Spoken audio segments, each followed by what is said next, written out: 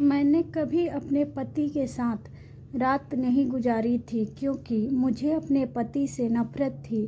फिर एक रात मैंने सारी हदें पार करके अपने 3 दोस्तों को घर बुलाया और फिर नशे की हालत में तीनों दोस्तों ने मिलकर मेरे साथ।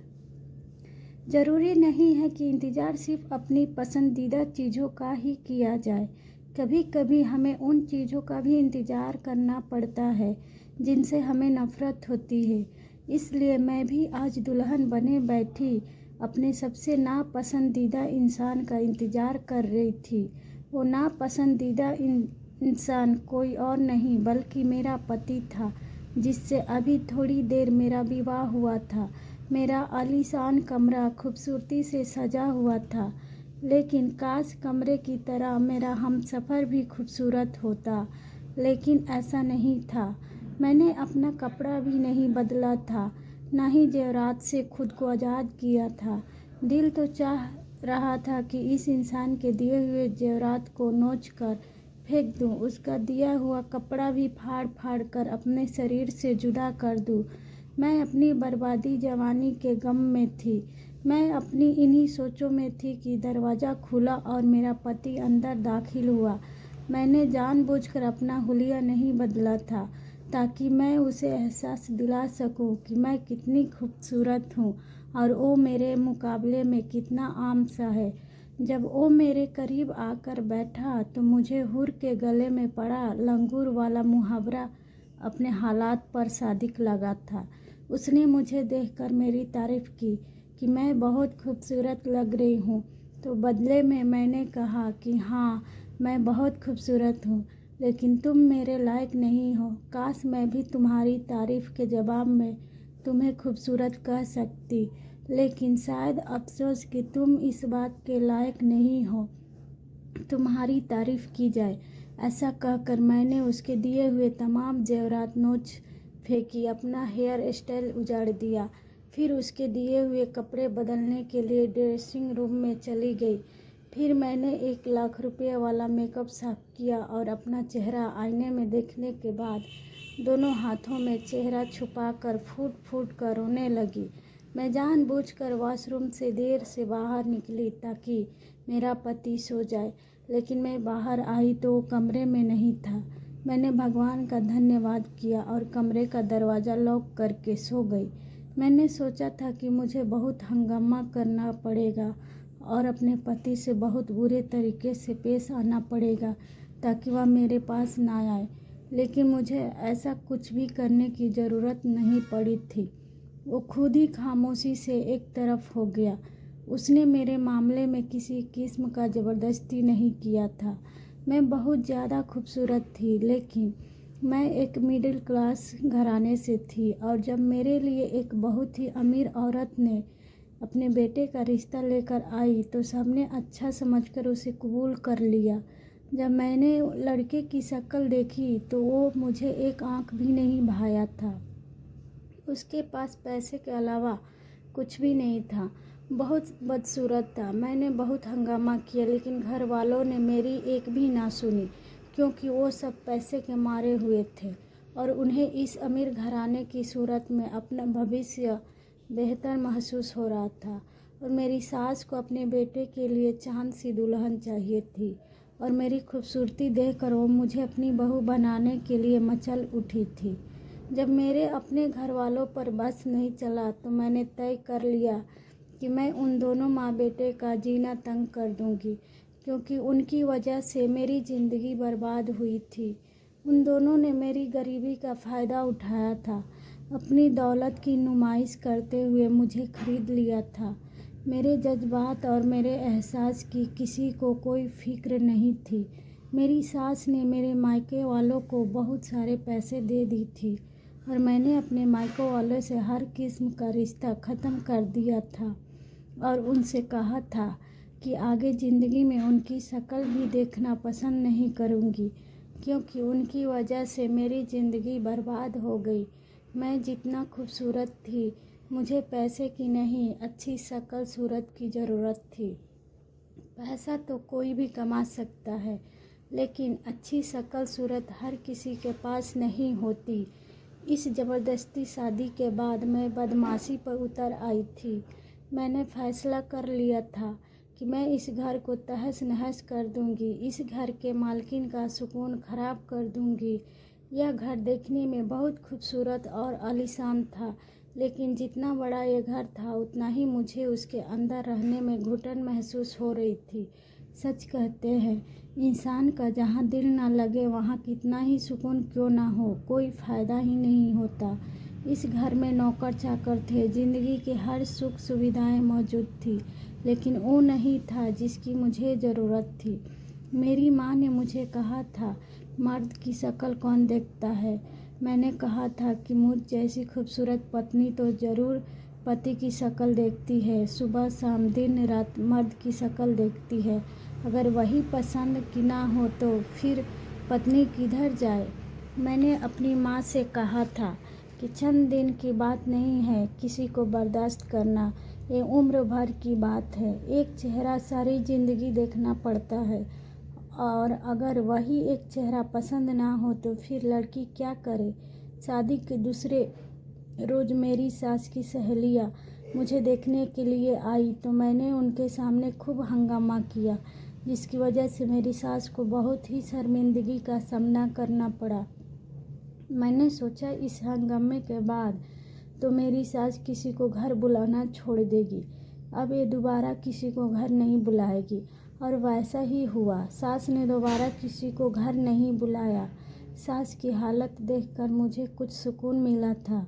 जो लोग मुझे बर्बाद किए थे उन्हें परेशान करके मुझे सुकून ही तो मिलना था। लेकिन बात यहीं ख़त्म नहीं हुई थी। मैं हर दिन कोई ना कोई ऐसा बहाना ढूंढती थी जिसकी वजह से मेरी सास और मेरे पति को परेशानी और शर्मिंदगी उठानी पड़े। मुझे देखकर वो दोनों बिल्कुल खामोश हो जाते थे, मुझे कुछ भी नहीं कहते थे। अगर मुझे कुछ कहते तो उन्हें मुंह की खानी पड़ती थी, क्योंकि मैं बदले में बदतमीजी पर उतर आती थी। वो लोग शरीफ लोग थे, इसलिए खामोश हो जाते थे।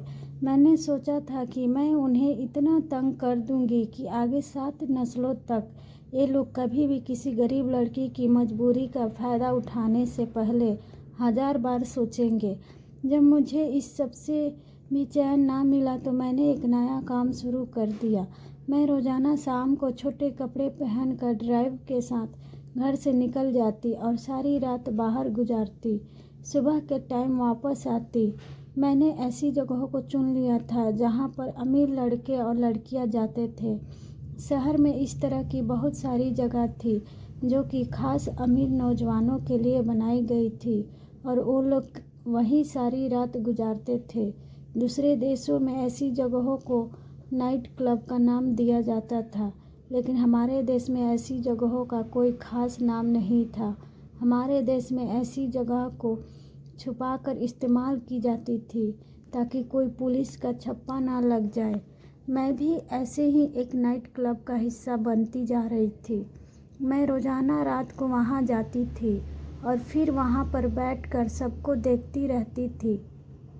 कुछ लड़के लड़कियाँ डांस कर रहे होते थे, कुछ डीजे म्यूजिक पर म्यूजिक चलाते, कुछ गेम्स खेलते रहते थे जिसमें बॉलिंग, स्कूनर और इस तरह का खेल शामिल थे।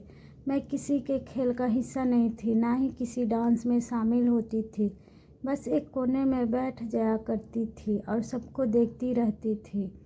शुरू में रात को देर होने पर मेरी सास फ़ोन करके पूछती थी कि मैं कहाँ हूँ और कब आऊँगी, मगर जब मैंने इस बात पर उन्हें ठीक से जवाब दे दिए तो बाद में उन्होंने मेरी खैर खबर लेने छोड़ दी थी। मैंने अपनी सास से साफ कह दिया था कि अगर उन्होंने मेरे मामले में दखल अंदाजी की तो मैं मीडिया में चली जाऊंगी और उनकी फैमिली को बदनाम करके रख दूंगी, झूठ बोलकर, इल्ज़ाम लगाकर और बहुत कुछ कहकर। ये शरीफ लोग थे, मेरी धमकी से डर गए और मुझे आज़ाद छोड़ दिया। लेकिन अंदर ही अंदर वो दोनों घुट रहे थे। मैं जहाँ रोज़ाना रात गुजारने जाती थी वहीं फिर मुझे एक लड़का मिला। मैं अपने ख्यालों में गुम थी कि वो मेरे पास आया और उसने कहा कि वो रोज़ाना मुझे देखता रहता है। मैं एक कोने में बैठी रहती हूँ, किसी से कोई बात ही नहीं करती। मैं इस जगह का हिस्सा नहीं हूँ तो फिर यहाँ पर क्यों मौजूद हूँ? ये उस लड़के का पहला सवाल था और पहली बात थी जो उसने मुझसे की थी। रोहन की बात से मुझे उसमें दिलचस्पी महसूस हुई। मैंने उससे दोस्ती कर ली और रोहन के 2 और दोस्त थे, मेरी उनसे भी दोस्ती हो गई। इस तरह मुझे 3 अच्छे दोस्त मिल गए। पहले मैं इस जगह पर मजबूरन आया करती थी ताकि मैं अपनी सास और अपने पति को तकलीफ़ पहुंचा सकूं। लेकिन अब मुझे यहाँ पर रोहन जैसे दोस्तों की संगत मिल गई थी और मुझे बहुत अच्छा लग रहा था। उन तीनों की यह बात बहुत अच्छी थी कि वो तीनों अपनी हद में रहते थे। मैं गुस्सा ज़रूर थी लेकिन मुझे भी अपनी हद का अंदाज़ा था। दोस्ती हो गई थी लेकिन उसने मुझे कभी न डांस के लिए न किसी गलत फरमाइश के लिए मजबूर किया था। हम शाम को इकट्ठे होते थे और सारी रात बातें करते थे, इधर उधर घूमते थे, लड़के लड़कियों को देखकर उन पर हंसते, एंजॉय करते थे और फिर सुबह होने से पहले घर चले जाते थे। मुझे इन तीनों से दोस्ती में कोई बुराई महसूस नहीं हो रही थी। एक दिन मैं वहाँ से वापस आई तो मेरी सास मेरे इंतज़ार में बैठी हुई थी। उन्होंने मुझे देखते हुए कहा कि अब बहुत हो गया, वो ज़्यादा बर्दाश्त नहीं कर सकती, बेहतर होगा कि मैं ये घर छोड़कर चली जाऊं। उनका बेटा मुझे डिवोर्स देने के लिए तैयार है। सास की बात पर मैं ज़ोर से हंसने लगी और मेरी सास मुझे हैरत से देख रही थी कि मैं हंस क्यों रही हूँ। मैंने उनसे कहा कि मैं इतनी जल्दी उनकी और उनके बेटे की जान नहीं छोड़ने वाली हूँ। मेरी ज़िंदगी को माँ बेटे ने मजाक समझ रखा है कि जब चाहे मुझे इस घर में ले आए और जब चाहे निकाल दे। मैंने उनसे कहा कि मैं इसी घर में रहूँगी और अगर मुझे यहाँ से किसी ने निकालने की कोशिश की तो मेरे मौत के जिम्मेदार वो खुद होंगे। मेरी सास एक बार फिर से मेरी धमकियों से डर गई थी और खामोश हो गई, लेकिन सास की बातों ने मुझे एहसास दिला दिया था। मैंने सोचा अभी से मेरी सास मुझे घर से निकालने की बात कर रही है, अब इसी घर में उनकी आंखों के सामने बेशर्मी की तमाम हदें पार कर दूंगी। इसी मकसद के लिए मैंने रात को नाइट क्लब में जाने के बजाय रोहन और उसके दोनों दोस्तों को घर पे बुलाना शुरू कर दिया। मेरे तीनों दोस्त रात को घर आ जाते थे और मैं उनके साथ ड्राइंग रूम में बैठकर शोर शराबा करती, अपनी सास और अपने पति को खूब जलाती थी। मैं अपने दोस्तों से कहती थी वो ऊंची ऊंची आवाज़ में हंसे या उल्टी सीधी बातें करे ताकि उनकी वो बातें मेरी सास और मेरे पति के कानों तक पहुँचे और उनके दिल जले। मेरी सास तो हमें इस तरह से देखकर जहर का खून भर के रह गई थी। फिर एक दोस्त सिगरेट लेकर आया जिसमें नशा था। मैंने अपनी सास को दिखाने के लिए वो सिगरेट मुंह से लगा लिया था और सास को दिखाने के चक्कर में रोज़ाना सिगरेट पीने की वजह से मुझे नशे की लत भी लग गई थी। मैंने ये भी नहीं सोचा था कि इनको दिखाने और जलाने के चक्कर में मैं खुद को बर्बादी की तरफ ले जा रही थी। रोहन और उसके दोनों दोस्त मुझे दोस्ती के नाम पर बुराई के तरफ ले जा रहे थे और मुझे कुछ होश ही नहीं था। एक दिन मेरे पति जल्दी घर आए और मुझे रोहन और उसके दोनों दोस्तों के वीडियो दिखाने लगे जिसमें वो तीनों लड़कियों के साथ गलत हरकत कर रहे थे। मैं वो सब भी देखकर ढिठाई से अपने पति के सामने चीखते चिल्लाने लगी और बोली कि मैं यह सब जानती हूँ, मुझे कोई फ़र्क नहीं पड़ता। मेरी बातों से मेरे पति का चेहरा फीका पड़ गया। था। वह मुझे ये यकीनी और सदमे से देख रहा था। उसकी आंखों में नमी चमक रही थी, मगर मुझे तब भी उसका कोई एहसास नहीं हुआ। उल्टा मैंने उसे बुरा भला कहना शुरू कर दिया और बोली, उसकी नसीब में खूबसूरत लड़की नहीं है तो वो दूसरे लड़कों के नसीब से जलने लगा है। रोहन और उसके दोस्त खूबसूरत लड़के थे, इसलिए उन लड़कियों के काबिल भी थे। मेरे बात पर मेरा पति बिल्कुल खामोश हो गया और पहले कभी जो मुझे समझाने की कोशिश करता था वो भी छोड़ दिया। मेरी सास गुमसुम सी अपने कमरे में बंद रहने लगी थी। मेरा पति सारा सारा दिन घर से बाहर गुजारने लगा। इस सब से सबक लेने और शर्मिंदा होने के बजाय मैं बदतमीजी पर उतर आई और पूरे घर में किसी मालकिन की तरह घूम रही थी। अपने दोस्तों को भी बुलाकर अब मैं अक्सर किसी न किसी कमरे में ले जाती और खाते पीते मूवी देखते रहती।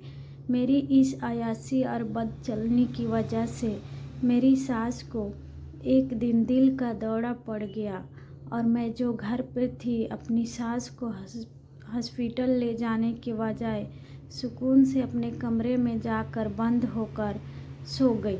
मेरी सास की एक नौकर थी, उन्होंने मेरी सास को संभाला और मेरे कमरे का दरवाज़ा बजाकर मेरी सास को हॉस्पिटल ले जाने को कहने लगी। मुझे इस नौकरानी से बहुत उलझन थी, क्योंकि वो पढ़ी लिखी लड़की थी जो हालात की सताई हुई इस घर में नौकर बनकर रह रही थी। वो लड़की सांवली थी मगर बहुत ही तेज थी और पहले दिन से मैं उसे इस घर में अपनी सास के साथ देख रही थी। वो हर मामले में बढ़ चढ़ कर हिस्सा लेती थी और फिर उसका यूं मेरे कमरे का दरवाज़ा बजा बजा कर मेरा सर खाना मुझे गुस्सा आ गया था। मैंने कमरे से निकलकर उसे नफरत से धक्का दिया और गुस्से से कह दिया कि अगर इसे इतनी परवाह है तो खुद अपनी मालकिन को हॉस्पिटल ले जाए। मेरी बातों पर वो लड़की हैरान रह गई और वहाँ से चली गई। मैं नहीं जानती थी फिर क्या हुआ। उस लड़की ने कैसे मेरी सास को, और पहली बार मैंने उसे बेइज्जती करने का नहीं सोचा, बल्कि मैं उसे तसल्ली देना चाहती थी, मगर अब बहुत देर हो चुकी थी। वो मेरा बाजू पकड़कर मुझे कमरे से बाहर खींच कर ले गया और बोला कि मैं उसके घर से चली जाऊं, वो मुझे डिवोर्स भेज देगा। मैं अपनी आदत के मुताबिक गुस्से में आ गई और उसे धमकाने लगी कि वो मुझे ऐसे नहीं निकाल सकता, मैं उसे सब लोगों में बदनाम कर दूंगी। मेरी धमकी पर उसने जो मुझे कहा सुनकर मेरे होश उड़ गए। वो बोला, क्योंकि मेरी धमकियों से कोई फ़र्क नहीं पड़ता। सब लोग जानते हैं मैं बदकिरदार लड़की हूँ और लोग कई बार उसे ऐसी बदकिरदार पत्नी को डिवोर्स देने का राय भी दे चुके हैं, मगर उसकी माँ एक अच्छी औरत थी। उसने अपने बेटे को डिवोर्स देने से रोकी थी और हर बार कोशिश करती रही कि मुझे समझा सके। मैं घमंड में थी कि वो लोग मेरी धमकियों से डर कर खामोश रहते हैं और मुझे कुछ कह नहीं पाते। आज वो भ्रम भी टूट गया था। मुझे आज पता चला था कि मुझे सिर्फ मोहलत मिल रही थी, मगर मैं अपनी जिद और ढिठाई की वजह से बहुत आगे बढ़ती चली गई थी। मैं अब सच्चाई जानकर थोड़ी घबरा गई थी और अपने पति को दबाने के लिए उसे एहसास दिलाने की कोशिश करने लगी कि वो अपनी माँ की लाई हुई लड़की को यूँ घर से निकालकर अपनी माँ की आत्मा को तकलीफ़ देगा। मेरी कोशिश थी कि वो किसी तरह मुझे एक बार मौका दे दे, क्योंकि मैं अब पैसों के बगैर नहीं रह सकती थी और अपने घर वालों से मैं बहुत पहले ही इस तरह चीख चीख कर उन सबको जलील करके सारे रिश्ते ख़त्म कर चुकी थी। मेरी बात पर मेरे पति ने नफ़रत से मुझे देखा और कहा कि मेरी माँ तुझ जैसी लड़की को लाकर खुद भी पछतावे में थी, इसलिए उसकी आत्मा कभी बेचैन नहीं होगी। फिर उसने मुझे बताया कि कैसे उसकी माँ की तबीयत खराब होने पर उसकी नौकरानी ने उसे कॉल की थी। तब उसने ही नौकरानी से कहा था कि वो कॉल पर मुझसे बात करवाए ताकि वो मुझसे कह सके कि मैं उसकी माँ को अस्पताल ले जाऊं।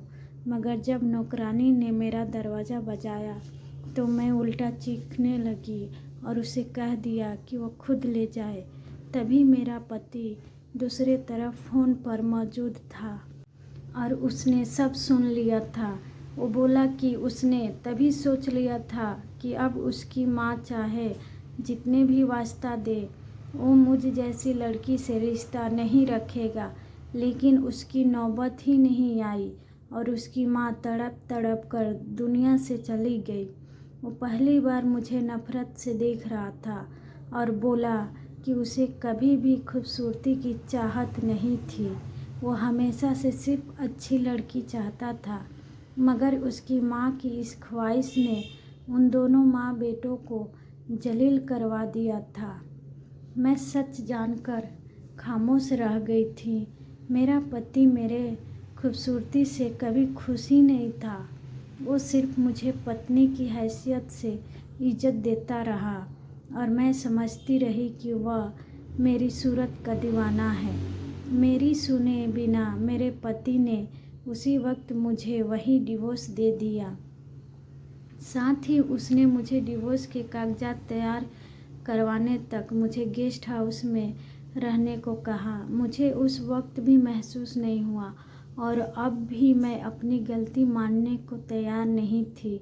मैंने उसे जताने के लिए कि मुझे इसकी परवाह नहीं है, अपने तीनों दोस्तों को घर बुलाया और उनके साथ हल्ला गुल्ला करते हुए बेशर्मी की हद पार कर दी। मेरा पति उस रात घर से चला गया था और मैं भी अब काम ख़त्म कर चुकी थी। मैंने उन लड़कों के साथ नशा की और जब उन्होंने मुझे होशो हवास से बेगाना देखा तो पहली बार अपना असल रूप मेरे सामने ले आए और वह सब मिलकर मेरे साथ ज़बरदस्ती करने लगे। मैं चीखती चिल्लाते मदद मांगती रही मगर मेरी सुनने वाला वहाँ पे कोई भी नहीं था। अगले दिन वो लड़के मुझे मुर्दा हालत में वहीं छोड़कर चले गए और मेरे पति ने आकर मुझे डिवोर्स के कागजात पकड़ा दिए। मैं डिवोर्स के कागज़ लेकर भी उस हालत में नहीं थी कि वहाँ से कहीं जा सकती। मैं अपनी किस्मत पर रो रही थी। अपनी इज्जत गंवाकर मुझे एहसास हुआ था क्लब में नशा करने वाले लड़के कभी दोस्त नहीं हुआ करते, जबकि उनकी असलियत तो मेरा पति बहुत पहले ही मुझे बता चुका था। मगर मैं जिद में अंधी हो गई थी और अपनी इज्जत को खुद उन लड़कों के हवाले कर बैठी थी।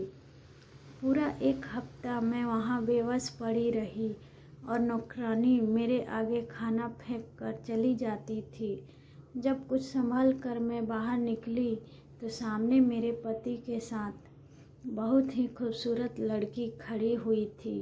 वो मुझे देखकर ठिठक गई तो मेरा पति ने उसे बताया कि यह मेरी पहली पत्नी है जिसे मैंने डिवोर्स दे दी है और अब इसका मेरे घर पर कोई हक नहीं है।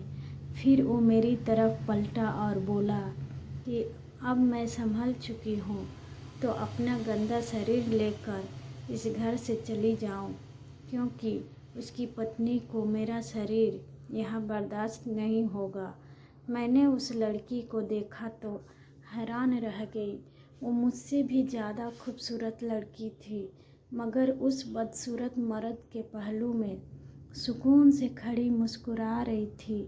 उसके चेहरे पर गुलाब बिखरा हुआ था और वही नौकरानी अपनी नई मालकिन के आगे पीछे घूम रही थी। फैमिली पूरी थी और मेरी वहाँ कोई जगह नहीं थी। इस फैमिली का हिस्सा मैं भी तो हो सकती थी, मगर मैंने अपने घमंड में सब कुछ गंवा दिया। अब मैं एक पागल खाना में रहती हूँ, क्योंकि मेरे साथ हुए हादसों ने मुझे दिमागी मरीज बना दिया। मैं कभी बिल्कुल ठीक होती हूँ और कभी अचानक चीखने चिल्लाने लगती हूँ। मेरे अंदर डर सा ठहर चुका है कि अब मैं पाप का हिस्सा बन चुकी हूँ। भगवान ने मुझे इज्जत की ज़िंदगी दी थी, लेकिन मैंने खुद अपने लिए जिल्लत बना लिया था। रोहन और उसके दोस्त बहुत खूबसूरत थे, लेकिन उन खूबसूरत चेहरों का भयानक रूप मैंने जब देखा तो मुझे खूबसूरत चेहरों से नफ़रत हो चुकी थी। मैं आज भी शीशे में अपना चेहरा देखकर बुरे तरीके से अपना बाल नोचना शुरू कर देती हूँ। दोस्तों, कहानी कैसा लगा कमेंट में ज़रूर बताना, और ऐसी कहानी सुनने के लिए हमारे चैनल को सब्सक्राइब करें और शेयर करें। धन्यवाद।